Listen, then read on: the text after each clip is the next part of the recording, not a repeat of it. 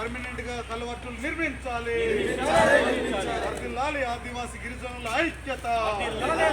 వర్ధిల్లాలి ఆదివాసీ గిరిజనుల ఐక్యత. అల్లూరు జిల్లా ముంచంపుట్టు మండలం బరడా పంచాయతీ సొలుగంపుట్టు కలవట్టు రిపేర్ చేయాలి. సొలుగంపుట్టు గొల్లిపుట్టు గ్రామాల బ్రిడ్జిలు రిపేర్ చేయాలి. నిర్మించాలి. వర్ధిల్లాలి ఆదివాసుల ఐక్యత.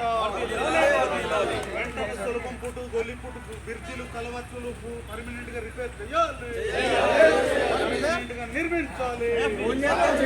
పర్మనెంట్ గా బీటీ రోడ్ అని చెప్పేసి ఈ సందర్భంగా డిమాండ్ చేస్తూ ఈరోజు ఈ ప్రజా వేదిక కార్యక్రమంలో భాగంగా ఈరోజు నిరసన చేయడం జరుగుతుంది.